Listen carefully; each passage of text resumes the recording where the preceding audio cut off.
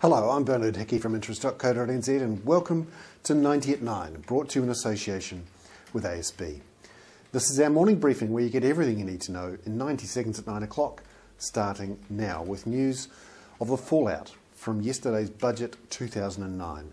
Standard & Poor's said late yesterday that we could keep our AA+ credit rating. But on reflection, the budget leaves some key questions unanswered and some decisions untaken. And in particular, how are we going to pay for the retirement of baby boomers after 2020? We haven't taken this key decision, which will mean either baby boomers have to pay themselves by having lower pensions and a later retirement age, or generations X and Y will have to pay with higher taxes.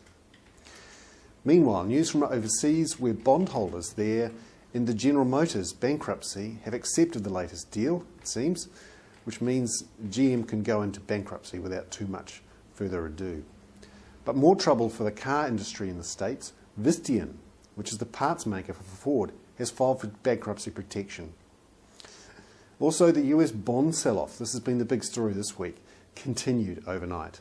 After a big auction, the US government has essentially borrowed $100 billion in 1 week, and the 10-year bond yield there is up significantly.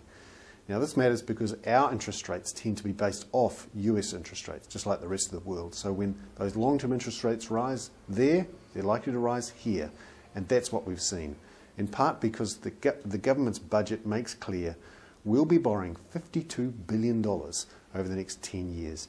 That's the equivalent of $200 million a week, the equivalent of a hospital, $13,000 per person. Lots of borrowing, which means long-term interest rates are rising. I'm Bernard Hickey. That was 90 at 9, brought to you in association with ASB.